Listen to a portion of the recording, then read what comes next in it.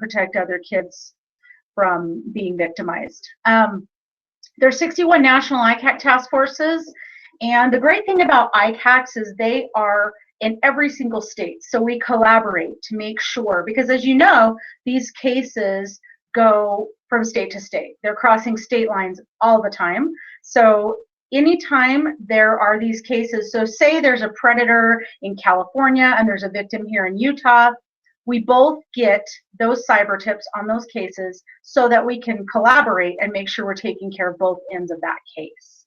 We have 80 officers from St. George to Logan, and so we cover the whole state. We cover one end of the state to the other. We have 10 AG employees in the AG's office, but with the 80 officers, what that is we have affiliates throughout the whole state. So different police departments. So St. George, Logan, all those different police departments participate throughout the whole state so that we can cover the whole state.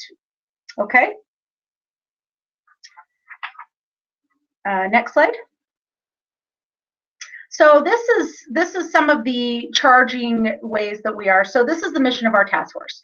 The first one, dealing harmful materials to a minor. So what that is, we actually do this one a lot. So any adult cannot send a minor any kind of pornography, whether it be adult pornography or child pornography. They cannot send them anything. So what we see a lot of times when they're trying to entice kids online, they will send explicit pictures of themselves and ask them to send them back. So we see those kind of cases a lot. We have both proactive and reactive cases in all of these. Protecting children from online sexual enticements, and that is travelers. That is when, say, there's chat sites, and I'll talk a little bit more about undercover investigations when investigators go on undercover on a lot of these sites where predators are trying to entice kids to meet up. Their number one goal with a predator is to meet up for sex. So they're a lot of times they're targeting tweens and teens because they want to be able to meet up. And then sexual exploitation of a minor. Those are manufacturing, distribution, and possession cases. And so if they are in possession, say that they downloaded a bunch of child pornography, they're in possession of it, and then they send it to their group. Distribution, manufacturing. So a lot of the cases of manufacturing cases are super heartbreaking because these are live victim cases where and we try to really focus on these when we can find a live victim so that we can hopefully take them out of this situation. I'm going to start with a video. A lot of times oftentimes people will say that social media is a fad, it's going away, and that's laughable. It's just getting bigger and bigger and bigger. So this video kind of illustrates that. So if we can go to that video.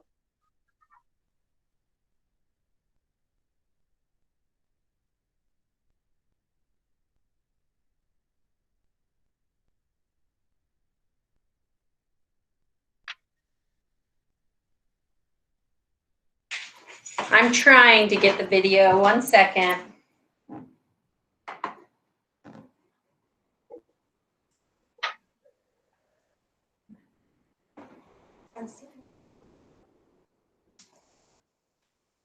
So it pops up, but it's not like this. Yeah. That's not. I don't know if this video is going to work, Michelle. Some of the other ones did. This one.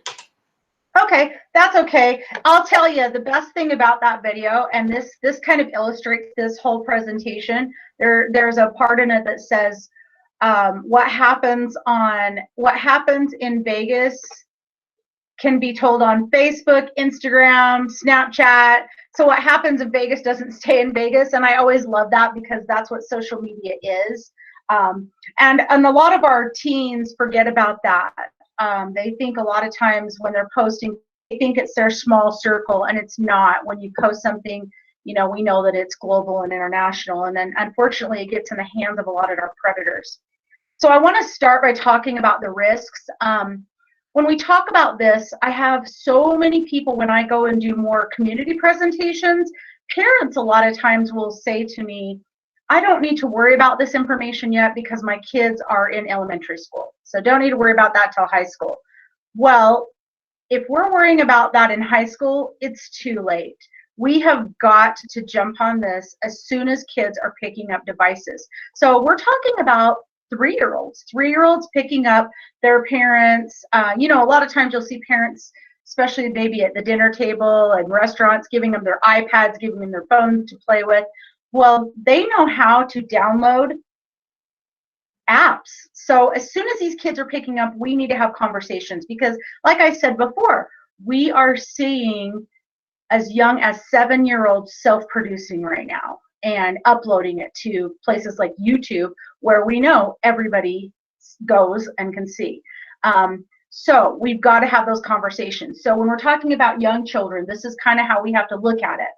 Talking about netiquette, looking at inappropriate content, pop-ups and passwords, and not trusting people we meet online. That goes through us clear through tweens and teens and adults. We cannot trust everybody we meet online. Unfortunately, we're a very trusting community, and especially kids, they believe who these people say they are is who they are, and we know that's not the case oftentimes.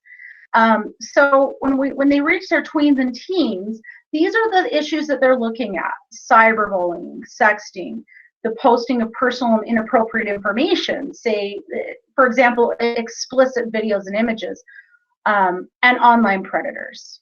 So all of these things are huge risks and problems with our generation. That is the generation of, we call them the generation of oversharers, because they do share everything they're doing. And unfortunately, that opens up their worlds to a lot of danger. Okay, the next slide. So what are our kids doing online? So it doesn't matter what they're doing. They're going to be 20 million steps ahead of what we're doing, right? So we look at all these different things: YouTube, Twitter, Instagram, Snapchat. They're doing online gaming. And think about what you do online. Our kids are doing 100 times more. They are online as often as they can be, until we kind of have to shut them off sometimes. I have a 17, well, no, actually she just turned 18, but I still consider her a child because she's still in high school. So I have to do the same thing. I have to monitor, and I have to turn, make sure that's our Wi-Fi is off at night. Otherwise, they don't unplug themselves. They would stay up all night long online if they could.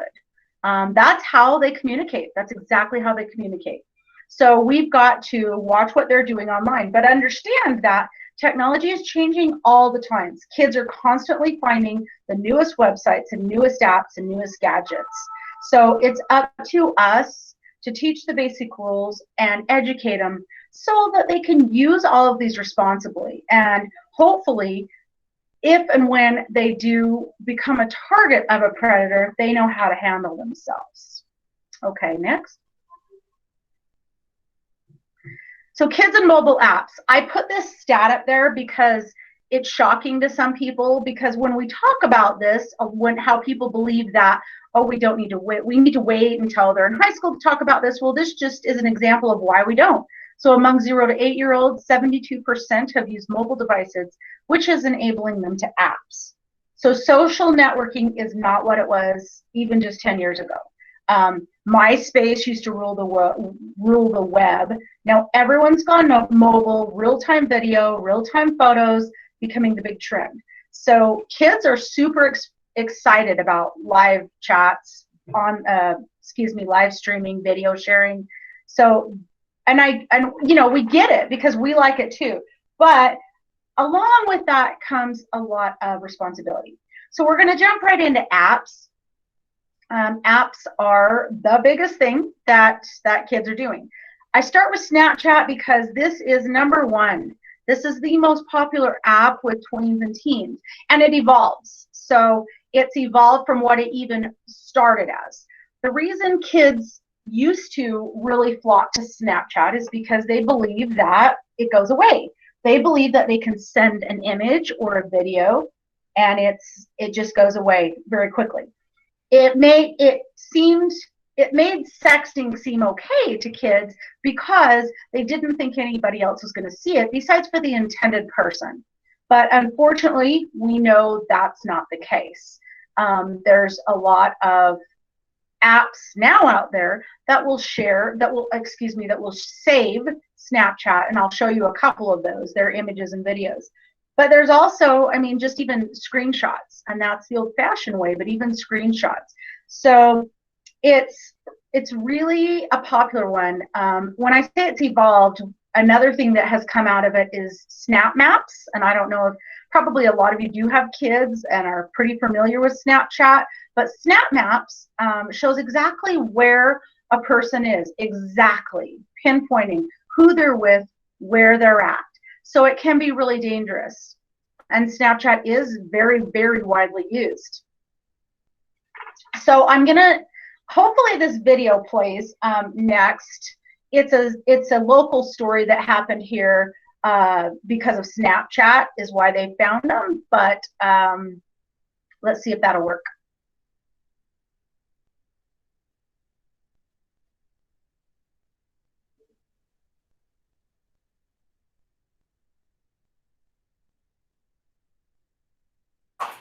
I'm sorry, this one's not working either. I apologize to everyone. Our power has been out, and so we are functioning at just a very low level. So I'm sorry, this one's not working either, Michelle.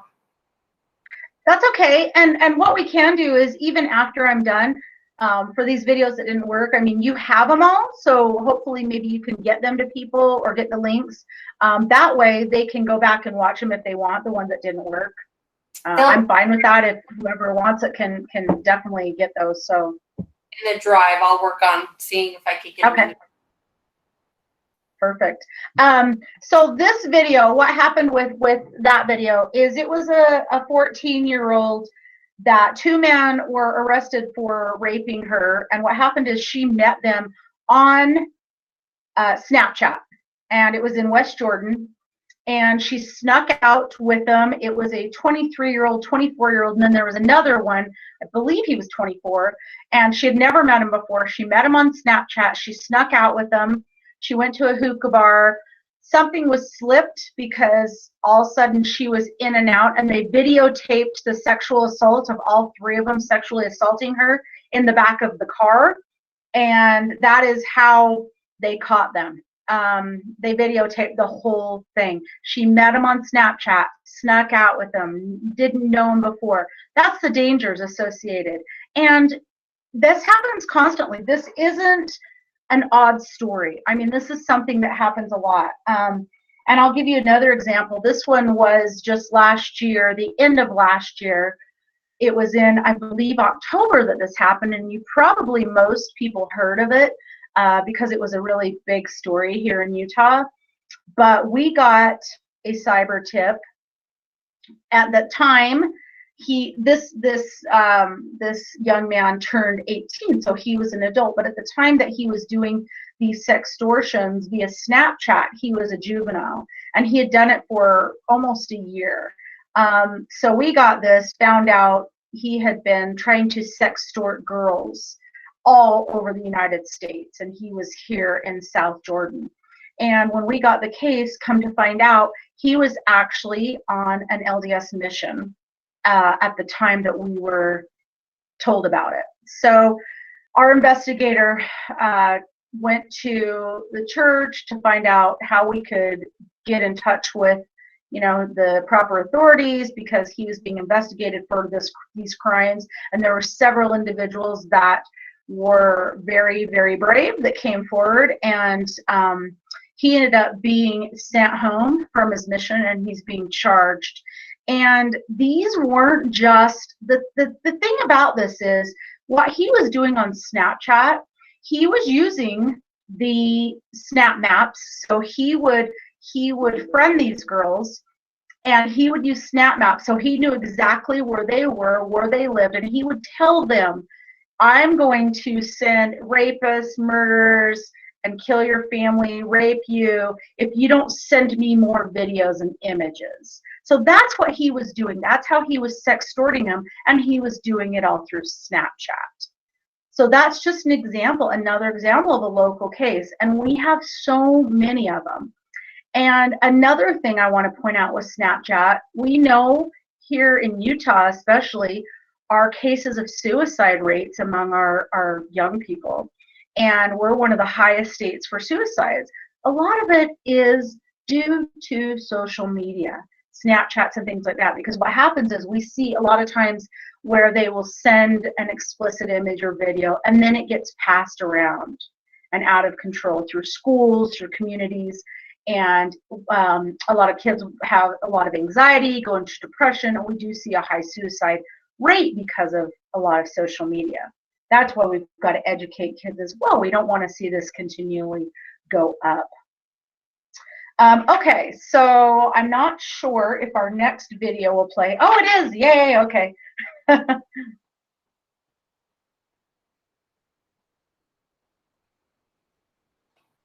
It was playing. It just, oh, there we go. Okay.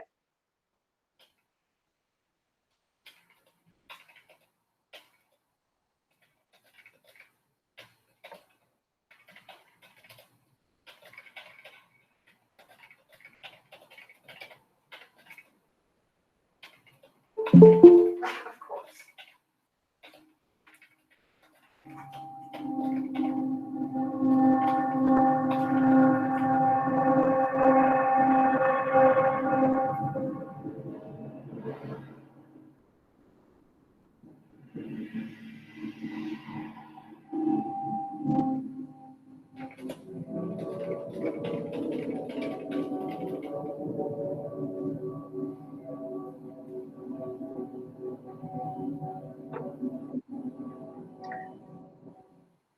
So I like to show that because I jump right into the way that our kids are talking.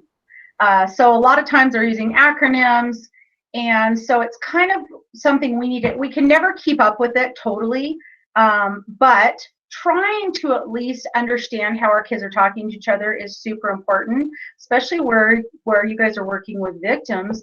This happens a lot. And the people that do understand it are predators. So they're going to talk to our kids the same way that our kids are talking because they want to have that same communication level. And I hope you guys noticed on that video, 1 in 5 kids is sexually solicited online. That's huge. Those are high stats. So it's pretty much a not if, but when they will be contacted, and we want them to have the best education about that they can. So here are some top 10 codes and acronyms. So kind of look over those, see if you know what any of them mean. These are just the top 10. And you can Google, actually it's netlingo.com. Great information on acronyms, and you can kind of keep up with it a little bit. Another great place to go is Urban Dictionary. They have great stuff as well. So if you'll go to the next slide, it'll tell you what all these mean. So that's what they mean. So these change all the time. And one thing I did not put in here, but the newest thing, and it actually started last year, was kids using emojis to do sexting, especially while they're in school, because administrators, teachers, parents don't even think anything when it's emoji being used. So there's a lot of sexting now going on in our schools with the use of emojis. So you can also Google that. Probably I wouldn't do it on a work computer to Google sexting with emojis, but Google it just so you can see some of what they're saying with just an emoji, because you don't think really that it would be very explicit, and it is very, very explicit with just emojis. So kids are doing this a lot. Predators know this language as well. They're using it as well with kids. So netlingo.com and urbandictionary.com, great places to go as far as all of this information. So let's jump to the next slide. And this one you kind of have to just go through, you just keep clicking. But communication. So communication, obviously with our kids, it's easier to say things in writing versus face-to-face, which we see a lot of times with the cyberbullying. So we see a lot of cyberbullying because it's easier, right? It's not things we would say to these people face to face. And along with cyberbullying, it's with groups of people. So the communication is in big groups as well when it happens on social media. The communication problem too is the loss of physical cues. So the physical cues that we normally would have, our voice, our eye contact, body language, it's kind of like with this virtual training. It's hard because we love, at least I think our generation loves the personal contact as far as it is with people. Well, this generation with kids, they absolutely just love being behind those phones. So they don't have any of those physical cues. Loss of inhibitions, insecurity, and self-consciousness. This one's huge because we think of when we were teens and tweens, especially the insecurities we have. We were self-conscious. You don't have any of that when you are talking to someone via the internet, via social media. So you don't have any of that. You can be anyone or anything you want to be, which can be very dangerous. This is the most dangerous one. There's no guarantee who we're talking to on the other end. So today, a lot of people do meet via online, but we always have to keep this in the back of our mind. Is this person really who we think they are? And when we're talking about our kids, minors, we've really got to be serious about this because unfortunately, these predators are very good at grooming our victims and getting them to believe they are who they're talking to on the other end. And I'll talk about the grooming process as well. Okay, next. So I want to jump right into personal information because we talk about kids and sharing everything, which they do. Tweens, teens share everything online. You think about it though, a lot of adults have been exploited as well because of the personal information they're sharing online. Problem is with the personal information in kids, a lot of kids are not taking the privacy settings seriously. So they don't set their privacy settings as far as their social media accounts, say Instagram, Facebook, whatever it is. Well, not really Facebook with kids, that's more adults, but they're not setting their privacy settings. So that's enabling anybody and everybody to see their information. The main reason they're not setting these privacy settings is popularity and status. Unfortunately, that's what it's about these days. So kids can see if, oh, I just got another like, I just got this on my, whatever it is on their picture, on their videos. So that is the way that they measure their life, is through social media accounts. So, and they can also buy followers. There's ghost followers. So part of the problem with that is they are putting so much information. So a predator needs very little information to find out where a child is, very little. But when they have these open accounts, they can pretty much find them anywhere and everywhere. I'm going to point you to one specific bit of information on here, schedules. So every year at the beginning of the school year, I go online, and it's specifically Instagram, and it's with an undercover account. And 95% of the kids, so I'm talking about junior high and high school level age kids that I'm looking at, 95% of them, and I'm not friends with them, so these are all open accounts, have their schedules posted. What they do is they take a picture with their phone and post their entire schedule on their page to see who has classes with them. Well, think about what's on a junior high or high school child's schedule. Everything. All of that personal information. So we're talking about their name, the school they go to, where they live, the school address, every class they're in, every second of the day. So if we're talking about a predator needing very little information to find out where a child is, when they're handing them a schedule, they're handing them everything.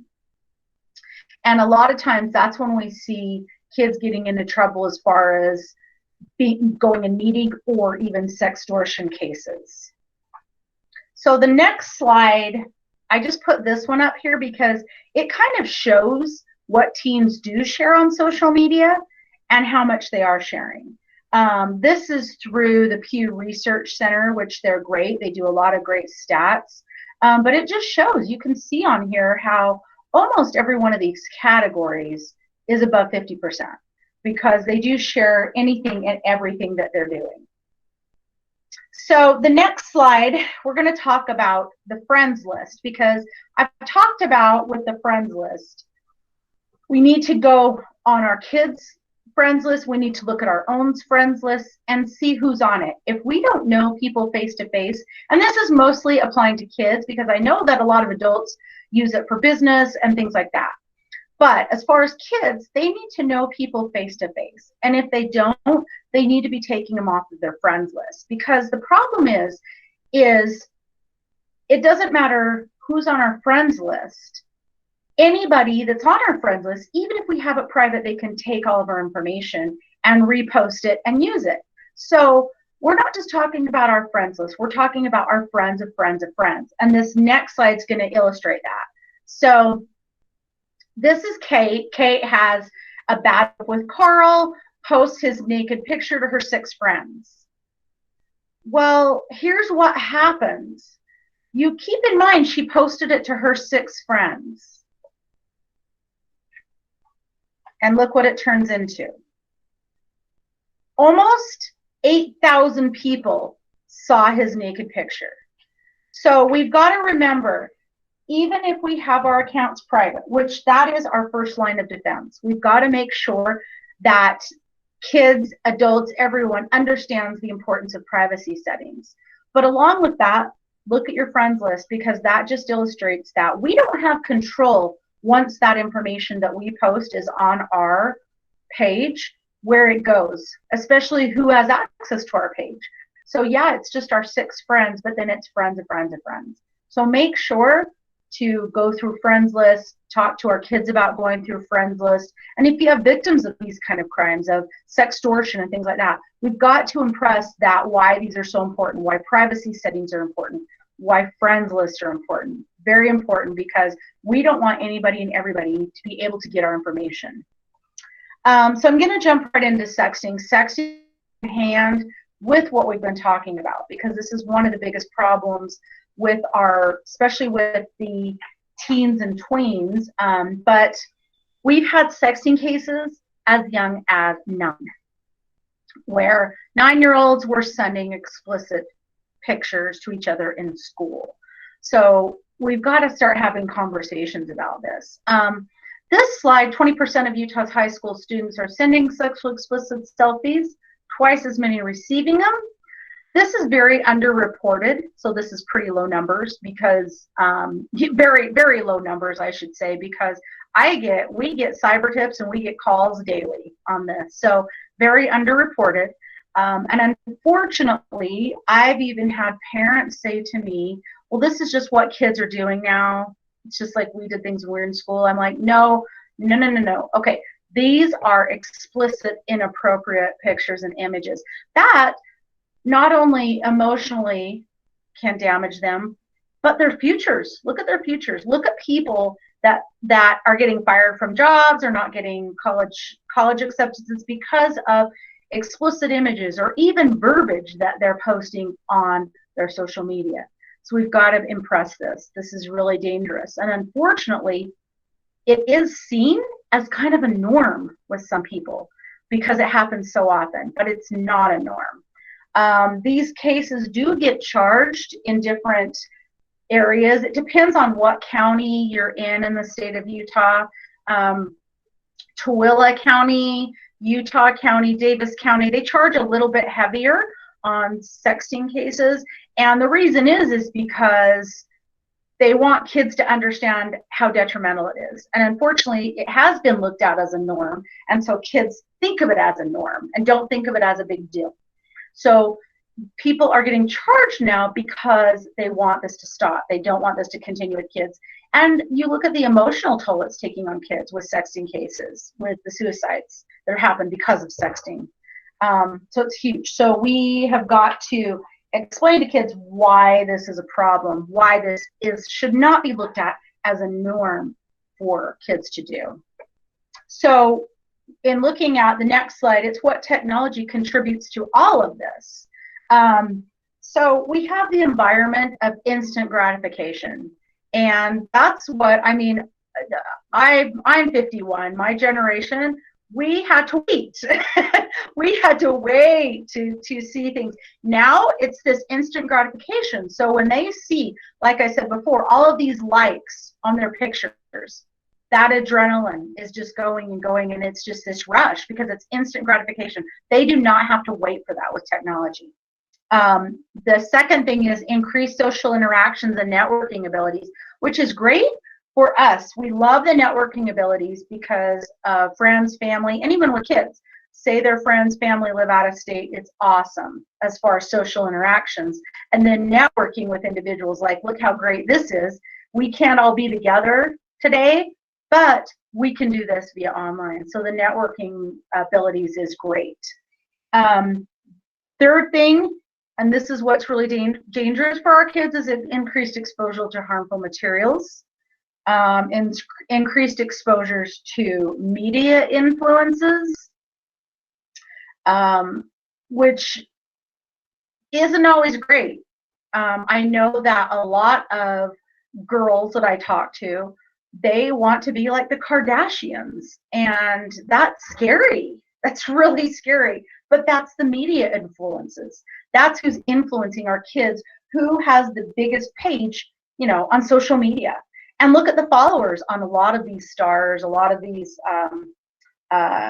used to be Vine, but even like YouTubers. I mean, it's huge, the followers. So that's who they're following, media influences. Along with that, we see again, the decreased level of inhibitions of social anxieties, level of trust is decreased in diminished communications. And then the last thing, much less face-to-face and more frequent word exchange. It's crazy talking to a tweener teen today, like face-to-face. It's so different than talking to somebody that didn't grow up with the internet, with social media. Communication's kind of rough sometimes with them because they're used to communicating on the screen. So yeah, it's tough. There is a lot less face-to-face, and so when there is that face-to-face, it's a little bit, you struggle a little bit with it. Let's see if this next video will work. It's working, but I don't hear it.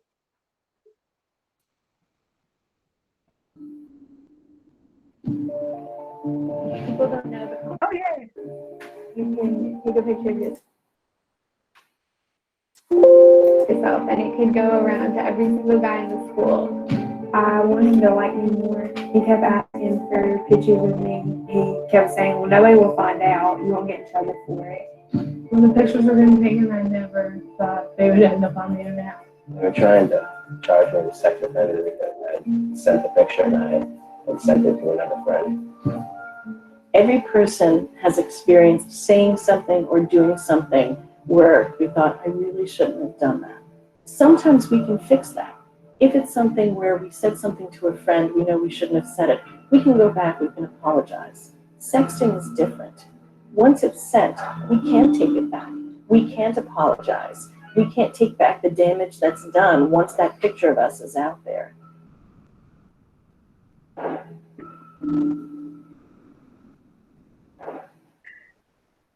So in sexting cases, I have our statutes on the next slide. These are statutes that they can be charged with.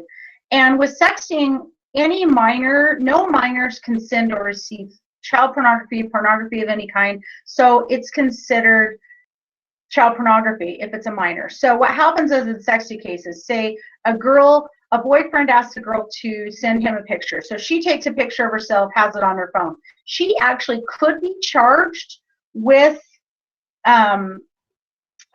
possession of child pornography. So then she sends it to him. She could be charged with distribution. He sends it on. And that's how a lot of these are charged, and they don't understand how big of an issue it is. They can be charged, and a lot of kids are being charged. I don't know if you guys caught this, but in that video, the young man in that was being charged as a sex offender. He was being put on the sex offender registry as a minor. We don't do that here in Utah, but think of a minor being put on the sex offender registry and how that would follow them through their life. It's huge. So there are several states that do that, larger states. I believe Florida, Texas are two of them that do that. But, you know, we've got to impress in kids that this is the problem. This is what can happen. And not only that, not only just the emotional issues, but legal, you know, these legal issues as well as futures again. We're not thinking about what's going to haunt us in our future, and it does very often. So this sextortion statute. So this is pretty new here in Utah. This is our statute. It's about, I think it was 2018 or 17. And ICAC got that passed through because what's happening is there are all these laws for extortion. Well, extortion, you have to exchange money. So there was kind of a loophole with kids that were being extorted for, you know, and a lot of these predators, what happens is they'll say, you know, if you don't send me another video or photo or image, then I'm going to do this, this, and this. So that was sextortion. They weren't necessarily asking for money. They were asking for more videos. So now with this sextortion statute, and it's actually currently being looked at to tweak it a little bit to be a little bit more friendly, but as far as easier to charge with. But the sextortion statute's awesome to have, and not a lot of states have it.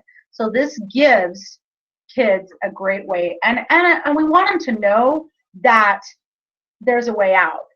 You know, don't let people threaten you into giving your information, giving your pictures and things like that. So I'm going to talk about a case. This next slide is Tevin Tobler. I don't know, probably a lot of people have heard of this case. This is a local case out of Davis County. And he was an awesome kid.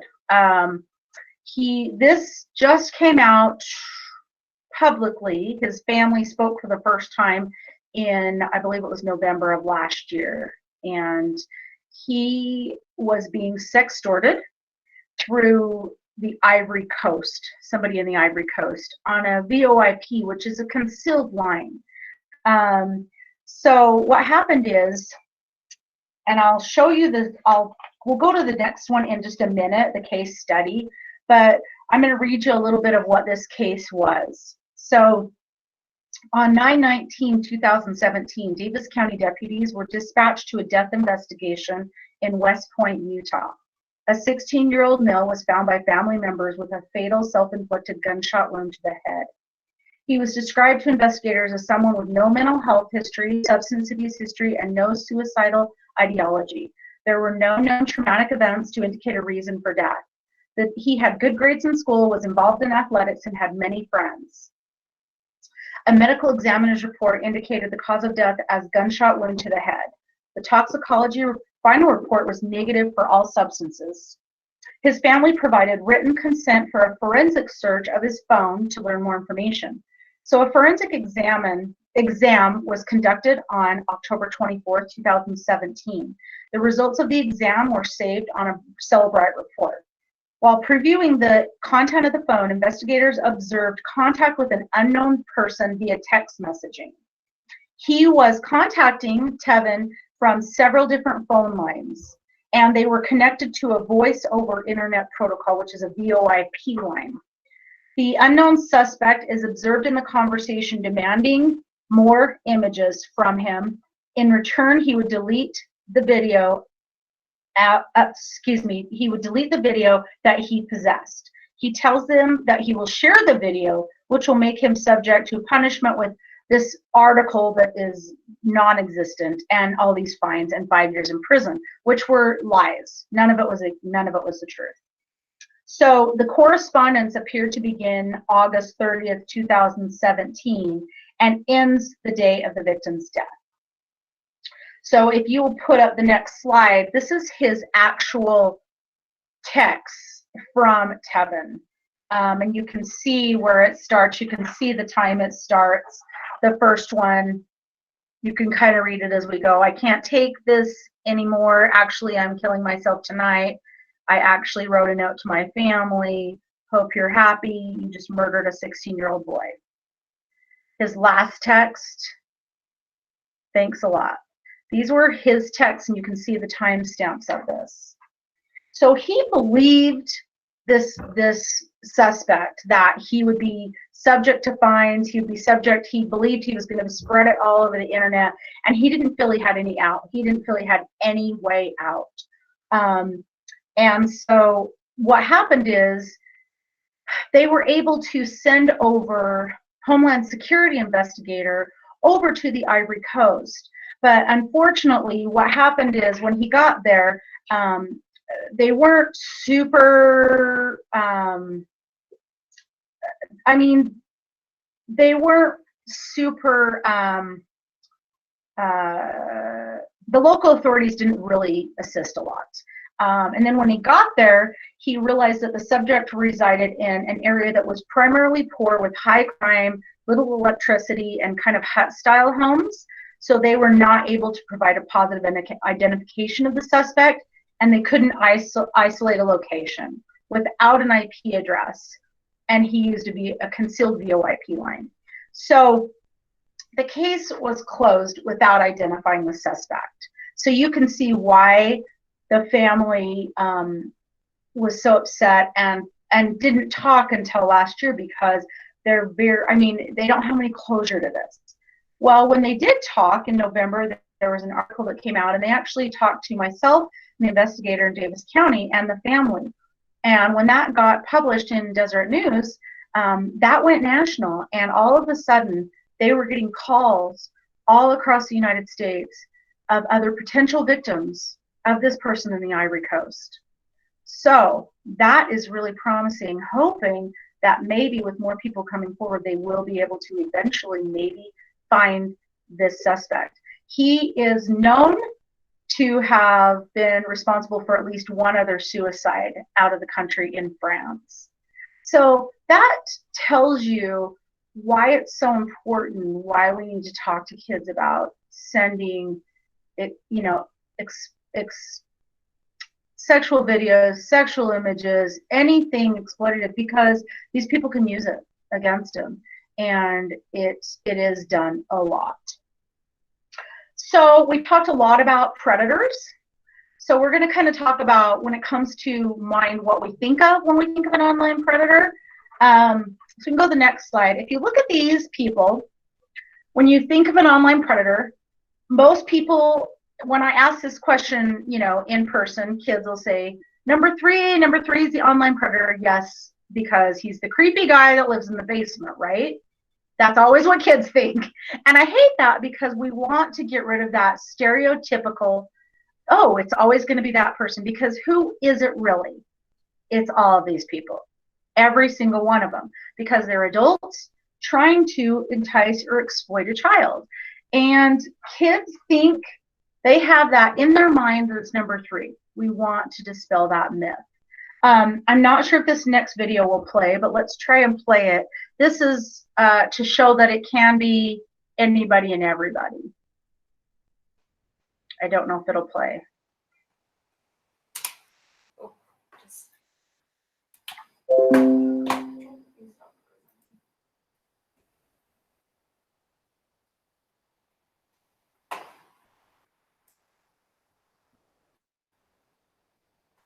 Which one is it?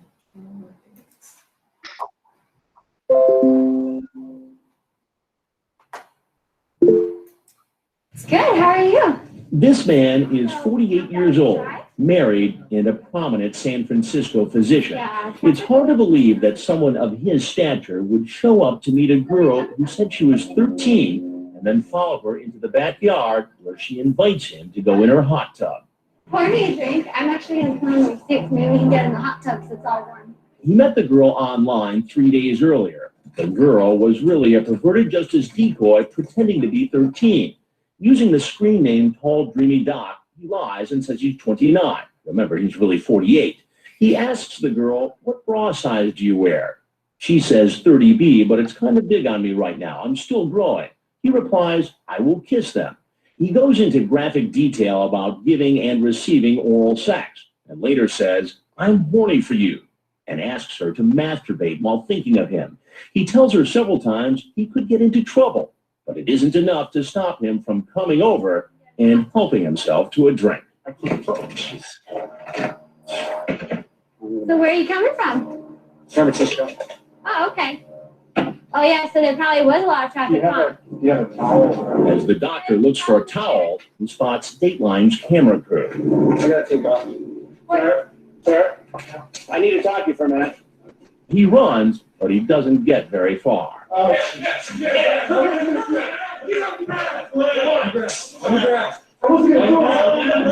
Get on the ground. I wasn't doing it. Oh man, I wasn't doing it. I wasn't doing it. And like all the other men caught in this investigation, from used car salesmen to engineers to Marines, he goes through the same procedure. First stop, the booking station. What am I being booked for? I'll explain all that to you. Can I call my wife? You can do that after this booking procedure. The police ask routine personal questions, but the doctor appears distracted, nothing sinking in. You're going to talk to a detective. Yeah, I explained that to him already. He's just not, he's going to. I'm not feeling anything. I'm just really scared. Nothing to be scared about. Nothing to be scared about? No. Somebody who has never done anything in my life, you got a traffic ticket, and you wouldn't be scared? You're in some trouble, obviously. Yeah, I feel like I'm in big trouble, and I feel like I made maybe a mistake, but I didn't do anything. He's Dr. Maurice Wolin, head of clinical research and medical affairs for a pharmaceutical company, and he's not happy about seeing our cameras. I'm here in handcuffs. I have pictures being taken of me left and right. I don't know what I'm being accused of. He's then taken in for questioning by Detective Steve Nelson of the Petaluma Police Department. First thing I'm going to do is explain to you your Miranda rights, okay? You have the right to remain silent. At first, the doctor agrees to talk. So, I'd like to talk about what happened today, okay? But he quickly changes his mind. What screen name do you use? You really need to. Okay. But despite asking for an attorney, he chooses to keep talking. You asked to talk to an attorney, okay? I'm not going to discuss this further because I can't, unless you want to waive your right to have an attorney present. The detective asks him 4 more times if he's waiving his right to an attorney. I will answer what I can. And each time he agrees and continues to talk. I'm not going to play games. I'm not playing games. I'm scared out of my mind. Right. And I understand that. You saw my record. I've never done anything wrong in my life. And now I'm being charged with very serious offenses. Why did you come to the house in Petaluma today? I was curious. Okay. Curious about what? I chatted with someone online. She had asked to meet me on several occasions. I declined. And today again she asked. I have a little bit of time, not very much. Okay. And so I thought I would come out and meet her, nothing more. Okay. The doctor is referring to how online he made a date for sex with a decoy, but chickened out. Then the decoy, deliberately behaving like a precocious teenager, encouraged him to come. Well, she was young. I knew that. Under 18. Okay. Did you talk to her about touching and kissing and making each other feel good? I remember she saying that she had trouble finding something. In fact, what he said online was, "I work hard to make the girl feel good. I wouldn't stop until you blank over and over." And then you told her, "No, I'm real, but you're under 18 and I'm over. We would have to be so careful." I told her that she needed to, I was concerned about her. She would be careful. Okay. The only reason I came today, I was curious. I wasn't going to do it. If you read that, you can tell that over and over again I said, I shouldn't come. She should be careful. You're talking about that you want her to take her pants off. You can take mine off if you want. So how do you want to do it? I wasn't going to do it. That was not appropriate. Officer Nelson, I shouldn't have talked to her. drove 40 minutes from Piedmont to meet a 13-year-old, that nothing would have happened. Can you expect me to believe that? After you talk about having different sexual acts with her? She begged me to come. I know that doesn't make it right, but. All right, the time's approximately 14:38 for the interview. I'll walk you over to the trailer. Once he's taken out of the interrogation room, an officer dials the doctor's wife and hands him the phone. Honey, I'm in big trouble. I'll explain. You have to bail me out of the Sonoma County jail. $30,000 check. It was a sting operation. I'll explain to you. Don't bring the bills. I didn't do anything, but I did something stupid. The men in this investigation were charged with attempted lewd acts involving children. All the pleas so far have been not guilty. It's going to be a while before their cases are decided. So the reason I show that video is because it does show that it's anybody and everybody. I mean, he was a prominent San Francisco physician, not somebody that anybody would think would be an internet predator. So these are some of the myths about predators. And keep in mind, these are national. Sometimes they're a little bit different, vary state to state. So here in Utah, things may be a little bit different. But myths that they're always old men. We want kids to understand it's not always that number 3. It can be anybody, so that they do understand if somebody approaches them, an adult female, that it can be her. I do have kids say to me a lot that girls aren't predators, but we do know that that is the case. We don't see as many, but there are female predators. That they're always pedophiles. So the difference is, and this is a really kind of highly debated term, but there are studies that say that predators are pedophiles, and they say that they're not. So the difference is with pedophiles and predators, pedophiles are more interested in infants and toddlers age.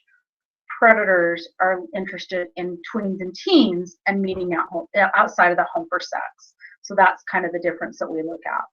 And keep this in mind too, we try and go after, we have a lot of cases that involve infants and toddlers. So our youngest case was 1 day old, and then our oldest case can be 17 and 364 days. So that tells you the variety. It's huge. And I say 1 day old because does it shock you? Yes. But has it been the truth? Yes. Terrible. And that they abduct kids from their homes. Generally, they don't. We've seen cases where they do, but generally their number 1 goal is to meet outside the home for sex. So they're not abducting. Okay, so some of the truths about predators. Next slide. That they are mostly men, age 26 or older, generally not pedophiles, rarely lie about being an adult. And, and I'll tell you, here in Utah, that is the case, especially with girls, because girls think it is so cool to have this older man paying attention to them. So we've got to have those really tough conversations that parents and adults don't want to have with kids about appropriate relationships with adults. It's really important, because if we're not having those conversations with them, these guys are. So we've got to have those conversations, and they usually don't abduct. So the next slide, and I put this up because a lot of people are surprised on some of the things that are more likely of internet sex offenders. One of them being having a higher degree of formal education. As you saw on him, he was a doctor, he was a physician. People generally don't think that that's the case. Having training duties, responsibilities, managers, professionals, but they have been exposed to more deviant forms of pornography. So child pornography, they're sharing it via the dark web or through their groups. They use the internet to view all types of porn. They're paying for access, more days a week, more hours a day. Contacting teens and children in chat rooms. Now this one's really big because people a lot of times don't think that these exist anymore, and they absolutely do. One big place that they are contacting them in these rooms is online gaming. A lot of times people forget about online gaming. We don't think that there's any risk when our kids are down playing online gaming in the basement or whatever, but there is a huge, because if you think about wherever kids are, predators are going to be there.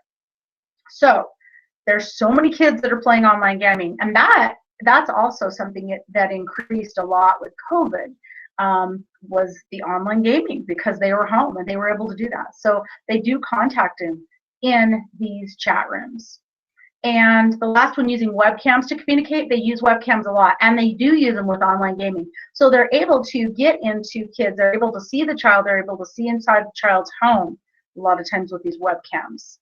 So those are the kind of things that we need to let them know. And with webcams, I always just suggest dismantling them, unless it's like the parent trying to talk with the kids with family out of state, or even just putting a piece of black tape over them or something, so the kids can't, so predators can't access when kids are using them themselves online. So the next slide is who were the victims. This is again national statistics, ages 13 to 15, mostly girls, but about 25% are boys. History and physical and sexual abuse, and engaging in patterns of risky behavior. Again, having those tough conversations is what we have to have with kids, because otherwise they are going to go for those answers somewhere else, and they're going to engage in these kinds of patterns. So the next slide, I'm hoping this will play. Let's see if it does. This is an actual victim of a predator. My name is Alicia Pizzakevich, and when I was 13 years old, I was abducted.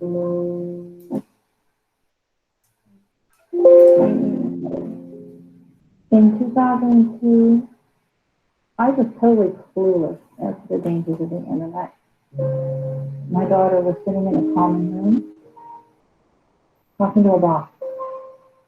Yeah, to my mind, that's what she was doing. All the knowledge of the world is able to be gotten through the internet.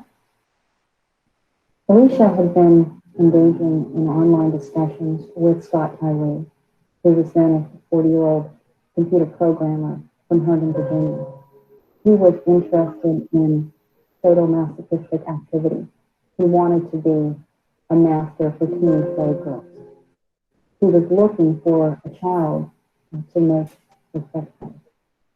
And Alicia was just starting to use the computer at that time and starting to use the internet and to engage in discussions of a sexually curious nature.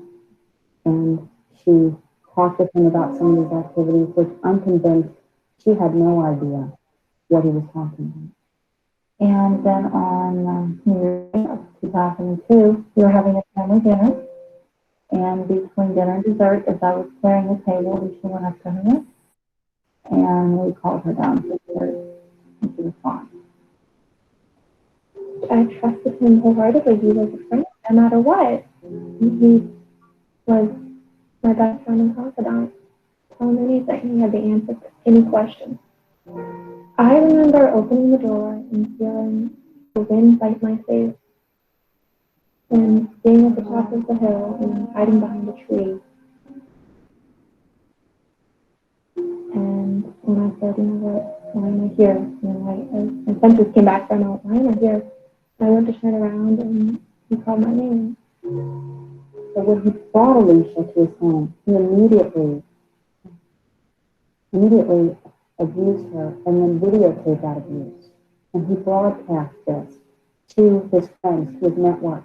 And it was one of those individuals who saw this activity that reported it to law enforcement. Well, he held me captive by a chain to my neck, and he locked the collar for 4 days. And he had a dungeon in the basement. And let your worst nightmares come to your mind. And that's what happened. And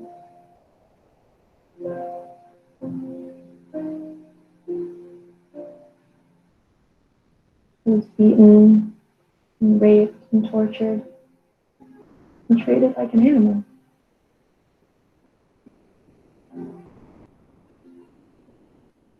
The rescue. That morning, before he left for work, he said,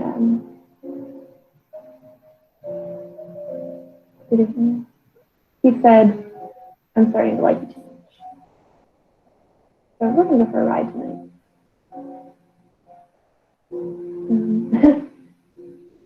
At which point I knew that it was do or die. At the time the FBI entered Tyree's residence, Alicia was chained to the floor in his bedroom. She had a locked collar around her neck, and she was wearing this cocoon. And the FBI immediately gave her a jacket, and she was very frightened. They came in and busted down the door, and I was relieved, extremely relieved, once I saw the 3 letters FBI on the back of their jacket, and full yellow letters. That's not a feeling you can describe. It's being seen with a road, feeling like you're about to die, and then somebody says, no, you get a second chance at life, there you go. And I feel that I was rescued for a reason. And that reason is to save kids and the same thing happening to them, to show them that it can happen to them, that this is real, this isn't a horror story in a movie. This is real, these people exist. So sorry that was a little bit gurgled, the video. Hopefully you guys can get access to a lot of these and can rewatch them. But you see in that video, so she was an actual victim, and today she is an adult that goes and talks to kids and adults about her experience to warn them, to let them know that these things happen.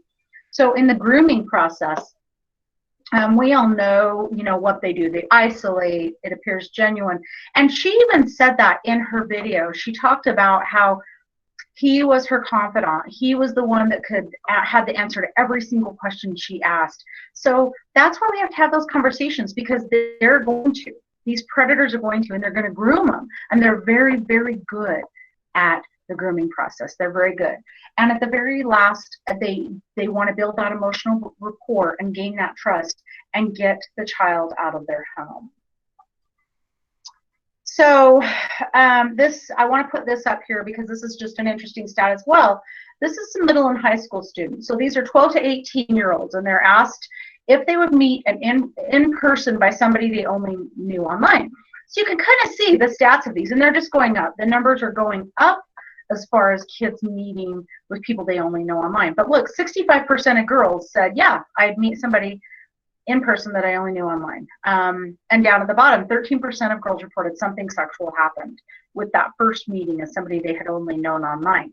So these are some interesting stats, and these stats, they do just keep going up because it's getting more and more and more common to just meet, somebody online and then meet in person. So some of the things we can do as far as talking to kids about predators and these kind of issues. On the next slide, it's talking about relationships. Oh, one slide back. There we go. So talking about relationships is very important. What's appropriate relationships with adults is really important. Setting a policy about meeting offline, knowing our child's online friends, as well as ours. Those are big. We need to make sure that we go through our friends as well, because any information we're posting, and a lot of parents post, pictures and videos of their own kids on their pages, and so knowing what we're posting, looking at who our online friends are as well is very important. Teaching the warning signs about grooming. That's really important, because that trust, that's how they really are able to gain that trust, is they don't know the warning signs of this. They just trust that these people are who they say they are, and they're so good at grooming that they're able to do that. Calling local law enforcement, as well as if kids are in a school where there is a school resource officer, those are great because school resource officers have the police tie, and so they're able to use that as well. Reporting it to us, this is our website, utah.icac@agutah.gov, and then our tip line.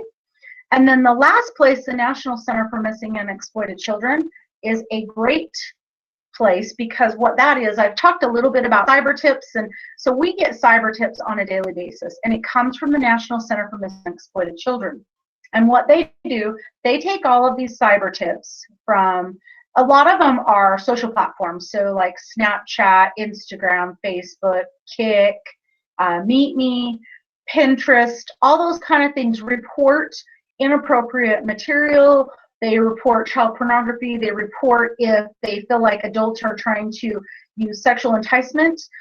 So they report all that kind of stuff to the National Center, and then whatever states are involved, those reports go to. So that is great. Also, the general public can report on there as well. They can make a cyber tip line report because say their child is talking to somebody or playing a game and somebody tries to entice them online, they can make a report on that as well. Or if they have friends and family out of state, they can let them know, they can report on that as well. So that's a great resource. So I'm going to talk a little bit about the Butner study. So this is one of the best studies that were done as far as child pornography offenders in 2008. This study, the main goal was, so these were unknown victims. So they were convicted of possession, receipt, and distribution of child abuse images. This did not include hands-on sexual abuse. These two groups were voluntarily studied. The goal was to determine the risk factors of internet offenders to sexual abuse children, so to actually have hands-on offenses. So if you go to the next one, the findings were initially 74% of men had no documented hands-on victimization. But by the end of the treatment, 85% admitting to molesting a child at least once, which was an average of 13.5 victims per offender. So let that sink in. That is huge. By the time they're caught, 13.5 victims per offender.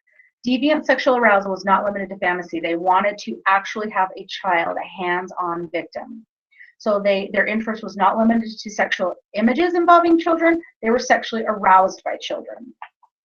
So this treatment team worked an average of 18 months with each offender in an environment of genuine therapeutic trust, and they were encouraged to tell the truth about themselves for individual growth. And that's how the findings came about. So the next slide, there's some more findings. The perpetrators may accept responsibility to behaviors known to law enforcement. So they usually will admit to having or sharing child pornography, images, but due to shame, humiliation, and to avoid prosecutions, which we know that the charges are going to be a lot heavier, they minimize and hide any contact sexual crimes with children. So the problem is these victims are not known, found, or treated. So these victims are not helped. So disclosed that use of the internet was not the limit of their sexual acting out. It was in fact an addictive behavior. So next slide. So what does that mean as far as predators? High probability that they're contact offenders. It's high probability that they have a hands-on victim. They chat online with numerous accounts, numerous social networking sites, and they've been doing it a very long time. Usually, by the time they're caught, they've been doing it several years. So we're going to go to a video. I hope this video works because it talks about, Dr. Sharon Cooper talks about hands-on offenders.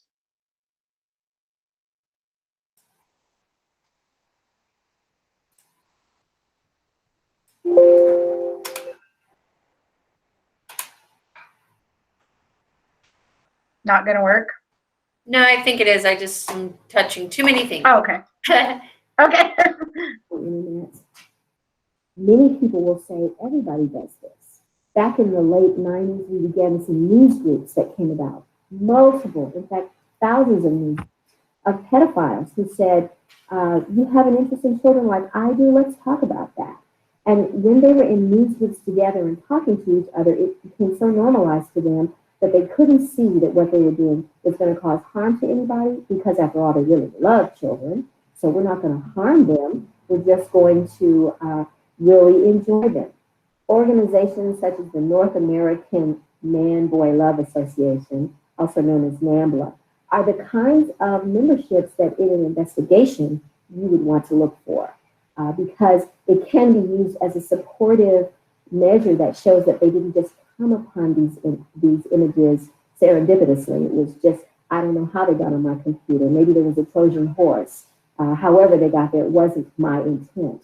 These kinds of additional investigative steps are really recommended in this process. As the research from Dr. Michael Cito from Canada reveals, men who collect large amounts of child abuse images have sex offender evaluations more consistent with pedophilia than actual child molesters in his study population. The point being that hands-on child molesters are often a heterogeneous group. These are individuals who might be rapists in truth, or they may have some other type of fetish. They're not all pedophiles. But Dr. Cito's research showed that people who spend days and weeks and months and years looking at children being raped in images online do in fact have a more measurable odds of being true pedophiles. The research from Hernandez and Burke here in the United States revealed that collectors frequently minimize their disclosures of having committed hands-on offenses. And in fact, many times when we would arrest the person who has possession and ask the question, have you ever sexually abused a child, they may very well say no, when in fact that may very well not be true. So don't assume that just because they have images, that they have never committed hands-on offenses to other children. So that's just, this video talks about, you know, the hands-on offenses and how they minimize their behaviors. So knowing the offender is one of the critical keys to interviewing child molesters and understanding how they think. It's crazy the amounts of training that investigators have to go through to do these kinds of crimes because of this specific thing. Each child molester has a particular way to meet and justify their behaviors. So they use distorted thinking, they rationalize and justify their crimes to minimize their behaviors. And a lot of times it's really crazy when they're caught, they actually have a sense of relief because they've been waiting to, they don't know how to stop themselves. They've been waiting to get caught. And it's very common for our offenders as well. Suicide is very common among these offenders because once they're found out, especially if there's hands-on victimization, and especially, you know, you've seen people in the community that are, you know, higher ranked officials or whatever it may be, it's kind of like a, where do I go from here? And so the suicide rates are pretty high in this population. So next, as far as knowing the offender as well, it's common for them to admit acts but deny sexual intent. And then the goal, the grooming, does the offender always know his motivation? And that kind of goes along with, by the time they're caught, they have a sense of relief because they don't always know their motivation for this. So I'm going to put up here, this is a local story many years ago, Spencer's story, and you can kind of just go through. You can start at the beginning. It's the next slide. It starts with age 10, finds pornography, and you know, we all know that 10 is where our sexual preferences are formed and where all that starts, and curiosity. So it starts at 10, and then just kind of, you can kind of go down and read where it ends up. And this was a local story, local case, excuse me.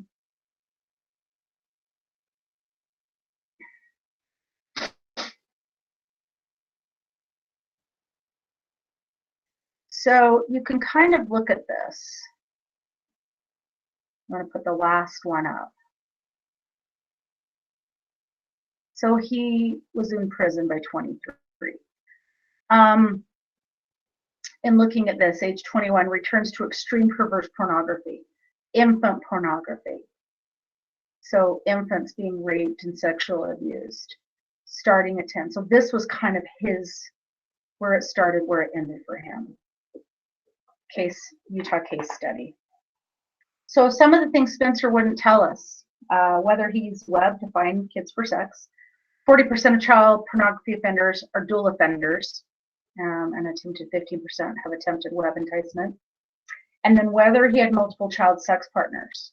And again, it's 85% not previously identified as sexually active as children admit to molesting children and have been molested an average of 13 and a half kids before being caught with child pornography.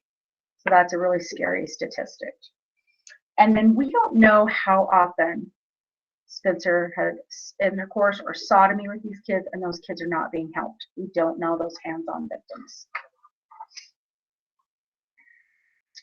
So some of the things I talked about, these are just some of the more important things we highlight about never giving out personal information and letting kids know all these things, letting any victims that we're working with know all these things, you know, not arranging to meet somebody in person that we've only met online. I mean, we've heard a lot of horror stories about that kind of thing, even with adults.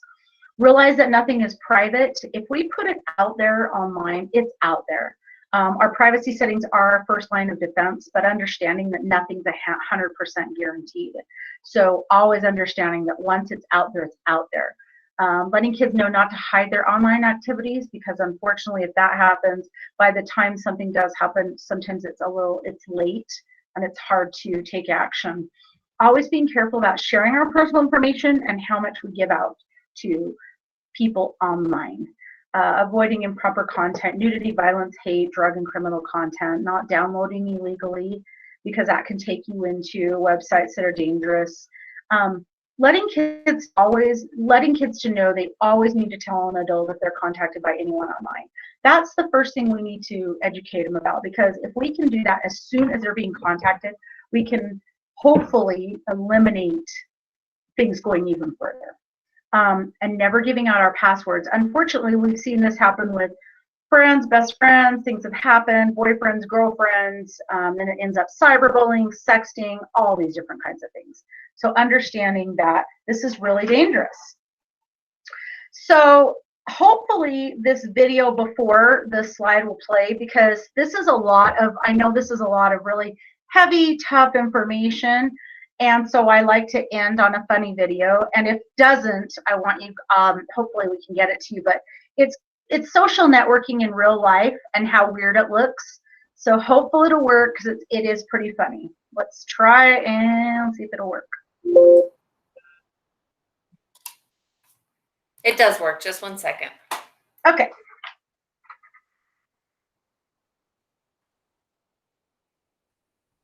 Oh, gosh.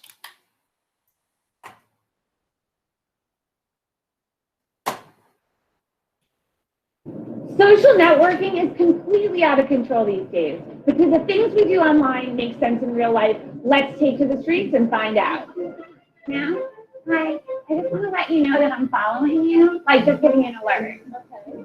You don't have to do anything, just know it and enjoy it. Jenna Kingsley is now following you. Just like do whatever and I'll just watch. Is that creepy? You want to poke me back? Wasn't that fun? Yeah, this is weird, but I don't even know you. I know, but that's what you do, right? Tom O'Donnell started working at McGuire Law Firm. Congratulate Tom, guys. Be team players. You guys are not supportive. I want to endorse you for your coffee making skills. Thank you, I appreciate that. So easy, just, I don't even know what it means, but the thing to do. Do you think you're going to endorse me too? Because I'm pretty good at it. Sure. Okay, cool. Hi guys. I was wondering if you would like accept my friendship request. What? He looks really important with like the whole button down. Do you want to be connected? Want to be connected? How do you want to be connected? I just want to let you know that 12 people have viewed you. 12 people have viewed you on the subway. What does that mean? I don't know, he must be really important. They're like viewing you. That guy chose to remain anonymous. 7 people have viewed you on the subway. I have just checked into Grand Central Station. What's your name? Jenna and Andrew have just checked into Grand Central Station with about 452 other people. I am getting so many views right now. I am. Oh my God, man. That's so cute. I have to share this with everybody. Do you want to comment on how cute this is? I like your comment. Excuse me, sir. Can you introduce me to that guy that's sitting next to you? This guy? You're like our 1 degree connection. Okay. So if you could introduce me. All right, and your name is? Jenna. Excuse me? Hey, my friend over here, Jenna, she'd like me to introduce you to her. So. Hey, I'm Jenna. I mean, we have him in common, so I figured I should meet you. And now we're all connected.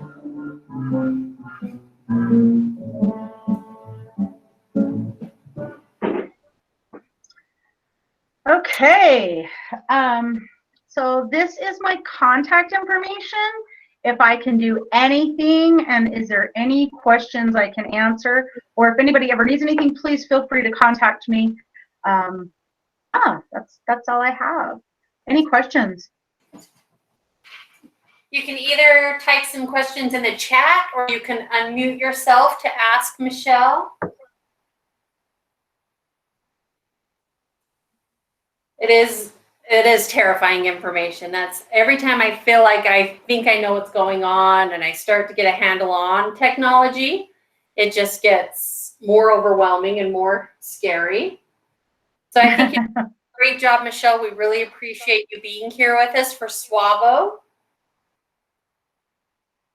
Thank you so much. I really appreciate you asking me. Thank you.